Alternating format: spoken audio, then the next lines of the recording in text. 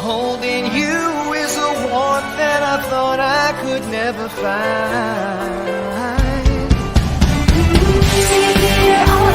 Just trying to decide.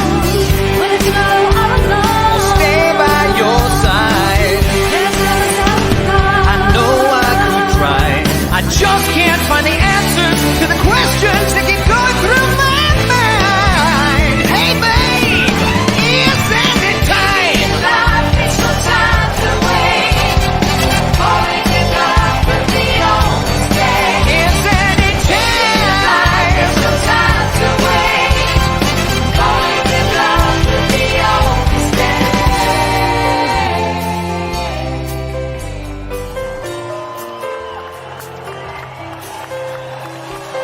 I've seen visions of someone like you in my life.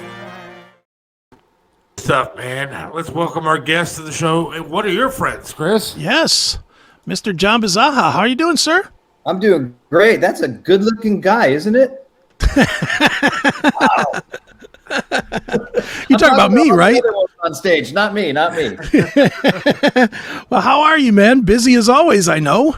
I'm very busy right now. Yeah, I'm having a little fun stretch at the moment. Yeah, Absolutely, dude. good to be, me at the moment. It's fun. Yeah, well, let's talk about all the stuff that you have going on, man. I mean, we're literally squeezing you in before you hit the road, which I know you're thrilled about because it's been a long pandemic, a little longer for you than for most. But catch everybody up to what you're doing. And for people that don't know, John is the lead singer of the Babys as well as the lead singer of Firefall, and he is going out on tour. And I will let you take it from there, sir. Oh, fun. Yeah. I mean, 2020, it's like the year that nobody will ever remember, right? But it's the one you'll always forget. I mean, it was brutal. I was in Just the Babys back in 2020 when it all went down. We were getting ready to actually board a plane to Michigan. We were going to go out and do the token out there in Detroit. I think we were going to do something in Akron. We were going to be in your neck of the woods. Right. And right around the 15th. That was it. And we had to cancel that. And then we were supposed to be on a cruise the week after. That went bye-bye. So, yeah, 2020 was supposed to be a great year. We had like 2 cruises, 4 or 5 festivals, a bunch of arena gigs. And it was like, yes. And, we've recouped maybe a third of it, So 23 started off with a bang. We all both bands, right? So I just joined Firefall right at the top of the year. Actually, I'd done some shows with them last year, but really kind of more officially towards this whole year. And both bands were on the Blue cruise, which was like a Norwegian route cruise line deal, and that was fun. So we had a good time. Both bands got to double dip on that. And had fun, So now it's just a little bit here and there. We've done a few shows with the Babys, doing a lot with Firefall at the moment, working on a few things with the Babys to get out again in your neck of the woods, because it seems like you're at Cleveland, Akron, Detroit, that whole hotbed right there. The Babys really resonated, and every time we go there, it's a great time, and the places are packed. So, we're looking forward to do something out there in maybe the October-ish timeframe. How has the music industry changed over the years? I know you started out at an early age doing, all kind of different things, but how has it changed over the years to today? It's night and day from where it was, 20 years, where it was, 40 years ago, when everything was starting to really pop, when people kind of made their money, songwriters really, received all the credit that they could get. And a lot of them are, still banking it, right? I mean, it was a different day back then. And of course it wasn't the digital age. So right now, I mean, shoot. So we can talk a little bit in a bit if you have any questions about Firefall's releasing a new record in September. Absolutely, sure. It's a completely different deal today, right? You're dealing with how can you get on streams? What are the Spotify numbers? What's Amazon doing, when they're doing their streaming, as opposed to, hey, how do I get into a friggin' radio station, and how do I get on the air and start pitching this, or get in and do it, an acoustic version of the tune and kind of wet your whistles on it. It's a different ballgame on how you can promote. If you're not a machine, it's, you're rolling the dice with how you get the word out there. And that's my question. How does a band now make money doing this when everything is released online? And you don't pay. I mean, how does Spotify pay you for all these tracks and all these plays and follows? it's you trust that your publishing companies and the ASCAP and the BMIs out there are able to go track as much as they can, but there's all these, everything's so backed out and through lawsuits and all these other things that are happening out there that anybody else is going to take a back seat to the big guys, right? So you're just going to wait to see what trickles in. I mean, I'm really excited because I get Catapult Repository submits me, I get a penny to 5 cents every month. I mean, it's like I'm ready to rock, man. I haven't even been able to get a cup of coffee yet, so we'll see what happens. Too funny, man. Well, dude, I'm gonna swing it to Firefall for a minute, and I am amazed. I'll tell you what I'm amazed at. Not just Firefall, but these bands that have been around. I mean, when did Firefall start? 70s, right? Early 70s. Or mid 70s, right? They started around 74. I think they came out in 76. There are around the same time the Babies. There you go. Yeah, same time. Yep. But there's a lot of that aged bands that are releasing music, and I know it's one thing to be out there playing, the casinos and the rib cook-offs and stuff that are kind of designed for these bands. It's another thing to be making music, and you guys are putting out a record. The Guess Who just put out a record like a week ago or so. It's great. Yeah, it is. And it's like, where is the audience, or how do you find that audience? Because I'm thinking, and correct me if I'm wrong, but I'm thinking that audience are not tech savvy enough to hear the music today. Yeah, you know what? It's all through the promotion of however you're going to get it, right? When our album's going to come out in September, so getting just the physical, pieces of it, we'll probably have that in hand before it even gets released. So getting out and getting into the hands of the people who come see the shows. We just did a show with Night Ranger. We were in Virginia the other night. About 2,500 people. It was great, and the place is packed, merch is packed. So if we have stuff to sell, I think that's one way of getting things out. But then you'd flip onto the other thing. You've got a piece of product to sell, a CD. Who has CD players anymore? I mean, it's almost kind of like, so it's like, the way to get everything down, if it's not streaming, through any kind of because I'm that touchy-feely guy. I'm a child of the 60s, man. I want to see. I want to see and feel it, touch it, smell it. We just went through, we did a move a year ago, right, from California to Nashville, and we still had, vinyls in the shed, right, or and then they got transferred into the garage, and now we're like, okay, now we have a lot of things dialed in. Now let's go through and see what the damage is on carting this stuff across country and what made it and what didn't, and just the ability to listen to records. We listened to I think about 20 records yesterday just to check for skips, and going, oh my gosh, that Hot Streets record by Chicago. Are you kidding me? Oh my gosh, what Bruce Springsteen, we just flipped out for like 5 hours listening to stuff, and that doesn't happen anymore, right? So that's your question, right? And how do you answer? How do you get to those people that aren't tech savvy? It's the thing with the Babies, man. If you're not sitting around and Googling the Babies 2023 and you're 60, 65, and maybe not so tech savvy, you're certainly not searching that. You have no idea we've been back 10 years. Yeah. And dude, it's so funny you bring that up, because like for me, and for people that don't know, I do the web work for the Babies and the social stuff for the Babies. And I still get people all the time. Like I'll post a Babies track just on my own personal Facebook, because a lot of times I just throw tracks, whatever I'm listening to. And let's be honest, when I'm working on the Babies, I'm listening to the Babies because it puts me in that headspace. And I'll throw up a track and people will be like, they'll ask me, hey, are the Babies still out there? Are they around? And I'm like, I work for them, for God's sakes. You're on my friends list. How do you not know this? It's crazy. It's story of the life, right? And then they come out and see, and then they like go, because we don't, you've seen us, we don't disappoint, man. We do the records, so it's pretty fun. That's why, for me anyway, I'm excited to see Firefall, because I was a huge Babies fan, so that was an easy sell for me. Because when I first met you, it was not a hard sell to get me, because I knew every song beforehand. Right. I don't know every song of Firefall. I'll admit it. I know the hits. I know Just Remember I Love You and Strange Ways, and I know the hits. I really don't know the catalog at all. For you, This is kind of a two-part question, and Seth, I will let you get in, I promise. No, you're fine. But how much did you know of Firefall going in, and how difficult was it for you to once again step into a band that had a very, very grand history? So stepping into it was going to be the fun part, right? I knew just probably like you. I knew the hits. I probably knew about 7 or 8, 9 songs. Okay. But you know what? When we're playing with ARS or Little River Band or Dave Mason or somebody, you know, like we just did Night Ranger, we're playing 45 minutes to an hour. We're playing 8 to 9 songs. So I knew probably what the set was going to be. Okay.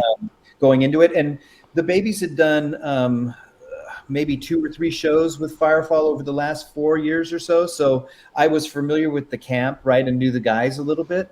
But, you know, stepping into it was almost kind of like with the Babies, because, you know, for me, my initial role with Firefall, I'm not the lead singer. I sing lead on a couple of songs. You know, I'm the guy that sings the high stuff, and I play bass. So it's a different step back. You know, Steve Weinmeister is the lead singer that probably sings 90% of everything, and Jock will sing a little bit more, you know, sings a couple songs, and then I sing 2 now in the set. So we kind of morph it. The album's a different story. We'll talk about that in a minute. But, you know, it was almost like the Babies, right? When we've talked about this before. I'm a singer who plays bass. So when somebody says, hey, you know, Mark Andes might be retiring, you know, do you think you can take over on the bass duties? You know, 10 years ago, I would have been, let me see. Let me go get them under my hands and kind of figure it out. The Babies was very easy for me. And Firefall was kind of like, I knew 80% of the songs in my head. So my fingers over the last 10 years of playing have, you know, and my little theory, I guess, is kind of advanced a bit. So it was a pretty quick transition. My biggest thing is how I'm being able to go play and then sing those high notes, man, because I'm singing the top stuff in Firefall. And it's great because our 3-part harmonies are awesome, and the sound that comes out of us, anybody who sees us freaks out that we're that tight, you know. So it's pretty cool. Like, we've been doing it for years. How has touring changed? Like, what does a tour look like these days as opposed to what it was like early on? Early on, you'd be on a bus, right? And you'd be city to city. You might have a hub that you'd connect into, but typically you were out for 2 months at a time, come back for a few weeks, go back out for another couple of months, write an album, record your album, go out another 6 months later, that kind of thing, and rinse and repeat it. There's machines that are out there that go out, and they're out, you know, the big dogs, right? They're out for 4 months, and they just go boom, boom, boom, boom. You know, our style of touring right now is, I have a great month if I've got, you know, 2 or 3 gigs in a week. You know, so we leave on a Thursday, come home on a Monday, leave on a Friday, do 2 shows, come home on Monday. I mean, things like that where, you know, hey, you're doing 2 shows here, 3 shows here, and, you know, the shows pile up. You're playing on the main nights, right? So, I mean, not many people want to go out on a Monday, Tuesday, Wednesday, but they'll go out Thursday through a Sunday. So if we're able to, you know, do 2 out of 3 or 3 out of 4 of those dates, that's pretty cool. And then all it is really a fly in, and you typically will string it, you know, typically you'll have a 90-mile radius that you need to stay out of. So we try to just book everything within a 2 to 4 mile drive. And, you know, we're doing a big SUV and hauling guitars and calling it a day. That's awesome, man. That's kind of life that I wish that I had. I want to be the rock star. I want to be touring in the country and having a good time. And it just seems like a good life. How do you keep the passion going after all this time? The passion just goes because the songs are great. You know, if you dig your mates, you know, that's a great thing. So, you know, if you don't have any drama's a buzzkill, man. Right. So if you don't have drama, you're typically going to have a grand time. Right. So you really just want to make sure that both of these bands, we play some killer catalog tunes. And so anytime you see butts in the seats, it elevates your game to get ready to go up, play and jam. And it's really easy to flick the switch. I think I have a lot of gas. Maybe I'm indifferent. I have a lot of gas left, so I don't have to do anything to rise up to the occasion. I'm just already up on the occasion. Sure. How much is the fact that you have 430 bands that keeps the gas flowing, because you do. We're talking about two of them, but you've got a great band that, and I'll tell anybody, this is the best thing that John has done in 20 years, which is Crossing Rubicon. Crossing Rubicon is just a gem, man. It's so good. Such a great record. And unfortunately, Frontiers promoted it for 3 to 5 seconds and then moved on. But yeah, we did some good self promotion and did better than the promotions. Yeah, that they did a little bit on it. I don't know. It's kind of funny because we thought that was going to do a little bit better in that. When we first went out, we really didn't want to call it Crossing Rubicon. We really wanted it to be a project because it's Jank and myself, right? And now it's like Jank and his two sons, and then Holly's doing a little bit, and McKenna did a couple background tracks, and Johnny's going to get into it. I think really the end game is getting the two Uroglu Youngbloods and my son Johnny together, because they will take over the world, dude. You want to talk about metal and progressive metal and stuff like that? We can talk for days about that, but. We really wanted it to be a project. We wanted to call it Project Rubicon or Project Uroglu Bisaha or something project. And they kind of poo-pooed it and said, no, this is a band. It's got to be a band. So we basically, between the two families, played every instrument, right? Right. So, and Jank can play absolutely anything. And his son, F.A., is like, if you don't know F.A., you need to Google him. That boy is the next best thing. I mean, and then his son... His son Ali is basically, I think he's 11 now, and he's a drumming god. So I mean, just that family is just amazing. So it's kind of fun. So putting that together we get our album art done together. We put it all together, and they go and give the final. And what comes out on the back is a project by Serafino. Yeah, Serafino from Frontiers. So at the end, he goes and puts the name on the back, saying it's a project by him. Yeah. And so we always wanted it to be Project Blah. So it's like, oh my gosh. Right. Thanks, Lisa. There you go. So you got fans checking in. Absolutely. Yeah, no, that is, it's a great, bit of AOR, because most of the songs were written in 1985 and brought forward, and a lot of the lyric content, Jank had brought forward, and I put my stamp on a few things, and a few things, I probably wrote about 5 or 6 tunes from a lyric perspective, but Jank just, it was 99%, his baby. It was cool. And the boy put the whole thing together greatly. And it's not like that's it. That's not it either, because you also have Nova Rex that, that's coming out with a record and a documentary and everything, right? Yeah, we'll have a greatest hits album that'll be probably coming out towards the end of the year, maybe top of next. Nice. And then the documentary's coming out, in August, end of August. Right. It ain't easy staying cheesy, It's the sequel. I mean, the sequel to It Ain't Easy Being Cheesy. But you know what? Hey, it's been picked up. It's on Amazon Prime, and it's a Prime original. So hey, let's go and let's see how many people can watch this. It was watched like 3 to 5 million times over on the Doc channel and the Netflix. So there's it's Spinal Tap, but real. Yeah. Nice. We'll talk about the new stuff. All right. So end of September, mid-September, we're coming out with releasing the record called Firefall, and it's called Friends and Family.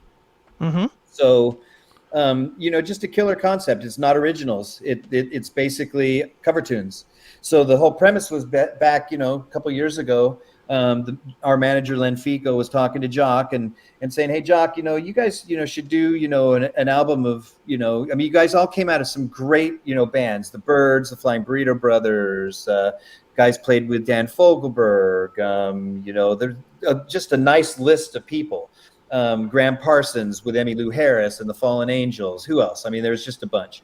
And Jock said, "You know what? I think we can do that, but let's maybe take it a step further and see if we can go in and do songs by other people, other bands that we toured with when we came out, like the Doobie Brothers or Fleetwood Mac or the Band or Lynyrd Skynyrd. I mean, they, and Kenny Loggins and Messina." So that's what we did. Spirit was another one that, the band in Heart was another one, right? So, we had Mark Andes in Heart and Spirit, we had JoJo Gunn in there. I mean, we had a lot of things to go and choose from. And, we went and, at first I was being brought in, because Mark was deciding that he was going to retire from the road. And first, maybe I was going to come in just to do some singing parts and maybe play a little bit of bass, and he would have moved over and played some acoustic. Okay. He just decided, nah, it's time to just get off the road. I'm going to rock it. I thought at first I was going to be in one song. There's 13 tunes on it, and so I'm on all 13 tunes, which is great. I had a great time on it. We just released a couple of weeks ago Simple Man. So Simple Man is the first release that's off of it. But the next one, I mean, I could tease it. We're putting together, a little like a minute and a half teaser of 5 tunes. So the Heart song, sorry, I'm just going to say what it is. Well, I'll tell you what, we're playing What About Love by Heart. We've got Howard Lee's playing the solo on it. Cool. So we have some cool guests, to go do some stuff. We're doing Part of the Plan by Dan Fogelberg. We're doing Can't You See by Marshall Tucker. I Got a Line on You by Spirit. Long Train Running by the Doobies. World Turning by Fleetwood Mac. So we've got some kick-ass tunes that are on it, and they were done very respectfully. There's a bit of a Firefall, twist on it. The cool thing is, between the three of us, our vocals are so tight that, you really in some cases can't tell who's singing what part. And in some cases we're singing all the parts and just melding them together. And, it's just got a nice little meat to it. That's pretty darn cool. So we knew pretty early on that Steve and I, this was our first time that we ever really sang together, other than, hey, nice to meet you, let's go on stage and do a show, to, okay, here's 13 songs and let's start singing together. Right. And our first day, I think we did, in 3 hours, we must have done 6 background vocals, and we probably doubled every one of them and sung every part on every one of them, and it was like, so it's pretty cool when that happens. So that for us, I think, is going to be our calling card, is the fact that we remake these, we do them very respectfully, and the vocals just kick ass. Sure. Now, once this is out, you're obviously going to be touring. You start touring, in 2 days, I think, right? Actually, no, I'm going to be leaving in 2 days to go for a week off before I, Oh, nice. The engines. Yeah, we're going off with some friends to go to wine country out in California. So I'm going to go out to Paso for a few days. Going off with my wife that you stole, right? Yes, sir. Sorry to say, she loves you, dude. But she wants just a little bit more. I'm sure it's more than a little more. Nice. Well, dude, what is the plan with Firefall and honestly with the Babies as well going forward? I mean, even with the Babies, it's been a while since you recorded now. Are you guys going to maybe write something else, or are you going to maybe write something with Firefall, like originals, even if it's an EP or a single? Or we're with regards Firefall, we're going to start the Friends and Family 2 album, but on that we'll probably do about 3 or 4 Firefall originals. So we won't just say, hey, we're just going to go do another album of covers. We're going to do at least 3 or 4 new ones, maybe with some different vibes to it, which will be kind of cool. So that's with that. We haven't talked about the Babies doing another record. They did the one, when we had the Anthology 2 and then the remasters of I'll Have Some of That. But we're so geo-dispersed at the moment that it's like trying to get us all in the same place together is like an act of Congress. So figure that one out. But we're totally open to it. I would love to do, almost like an unplugged version of some of these tunes, because we've done it. We did it with like Postcard. We fooled around a little bit with Every Time I Think of You and a few others, and some of them lend themselves very, very cool to just be acoustic renditions. Of course, wrong or right, and others. But yeah, so maybe someday we'll see. But yeah, like to push that one as well and see what we can do. Is it tough to put the covers and put your own spin on it?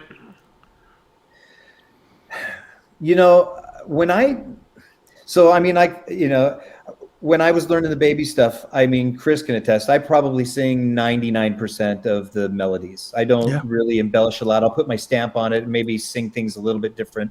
But I probably am 90+% true to what Waite laid down in that, and try to do the same thing in Firefall. So for me, doing another, it's pretty easy, to just do a remake of somebody else's stuff, because Simple Man, we took it up 3 steps.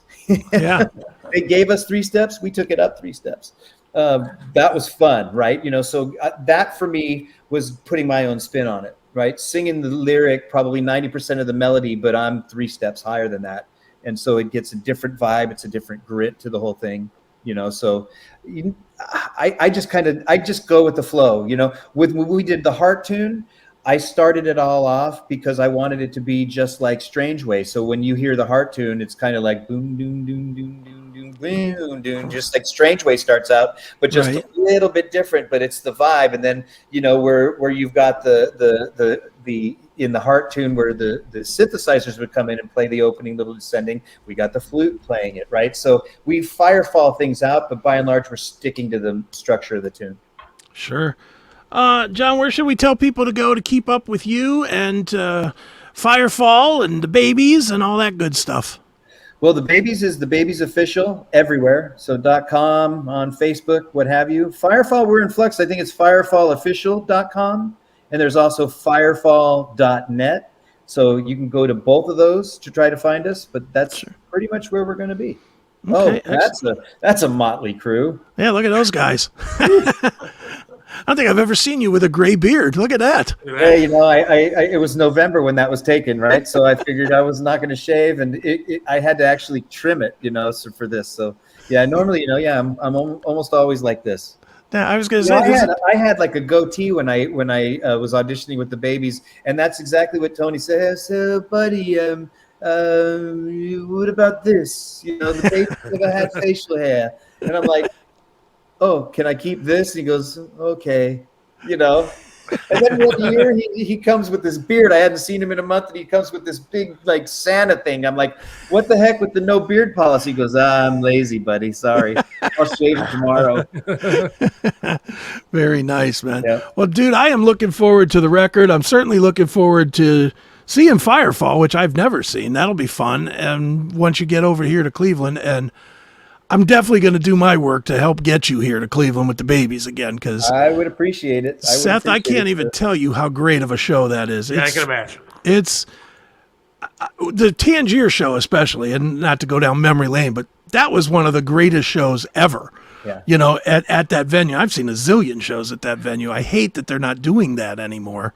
Because, wow, that was a good show. Is it even still around? I mean, I know it's not a club anymore, right? Or is it? Well, I heard that they just opened back up, actually, but it's... LeBron James kind of turned it into his own personal whatever it is now, but yeah. Gotcha. It's like a hip-hop club or something now. It's not... The Babies aren't going to be playing there. I'll put it that way. No, I don't think you never know. We partner up with a lot of people you wouldn't think we would. So, hey, you never know. Well, you got to get one of those rappers to remix, every time I think of you in it. Dude, we were talking to Run DMC to do just that, dude. Oh, this wow. was like 10 years ago when we first started coming back. How do we, do Walk This Way with Every Time I Think of You? Right. Or with Back on My Feet Again. Those were the two. Really, it was Back on My Feet Again that we had first because just the play on the name of the song, sure. right? Mm-hmm. And having them do it, and we were that close. Nice. That close. God, that would have been fun. Very good. Yep. Excellent. Well, one more time, you've got so many projects out there. TheBabiesOfficial.com for the Babies, Firefall Official for Firefall, Nova Rex, just look them up. Nova Rex rocks. Yep. Nova Rex rocks, and watch it on Amazon Prime for those of you that have the Amazon Prime, and I can guarantee you we will be reviewing that here. So, nice. We'll make sure everybody knows it's out there. But it's always great seeing you, man. I can't wait to see you on stage again. Appreciate it. Good luck, man. Thanks for having me. Really appreciate it. Thanks, Thank gents. you. Take care now. All right, bro. Later. And you'll find love. And don't forget, son, there is someone up above. And be a simple kind of man. I'll be something you love and understand. Baby, be a simple kind of man. Won't you do this for me, son, if you can?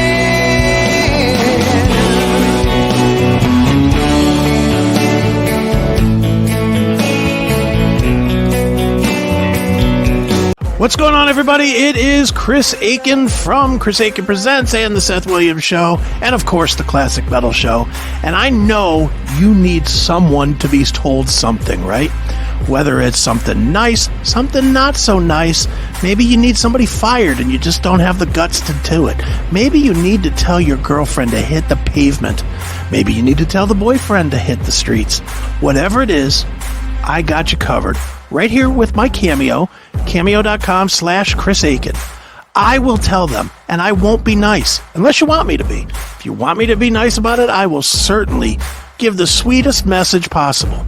But if you need evil with a lot of F-bombs and a lot of words that I just can't even say on any sort of radio or TV program, I'll do that for you too. One more time, cameo.com/Chris Aiken. Buy a Cameo from me, and I will tell them like it is, the way you want them told. All right? There's no place like home, and whether it's furniture, artwork, home accessories, appliances, or that one-of-a-kind collectible, Yellow Brick Road Online Auctions allows you to find everything you need from the comfort of your own home. The owner of Yellow Brick Road Auctions has been conducting online estate auctions for over 8 years by providing homeowners with a stress-free process to liquidate all items that have accumulated over the years. I'm Melissa Mendici, owner of Yellow Brick Road Auctions. Log on today to find your heart's desire. Hey, it's Seth from Mario's Barbershop in Parma, 7526 Broadview Road in the Pleasant Valley Shopping Center right next to Big Lots. You got to check out Mario, man. Great guy, does a lot for charities, but can perform miracles with hair. He even made me look clean cut. Does my hair, does a great job. Love talking to the guy while I'm sitting there. It's a great place to go, local business. You gotta go to Mario's Barbershop in Parma. Mario's Barbershop in Parma, 7526 Broadview Road. Again, in Parma, Pleasant Valley Shopping Center, right next to Big Lots. Or give them a call, 216-520-1977. That's 216-520-1977, Mario's Barbershop in Parma.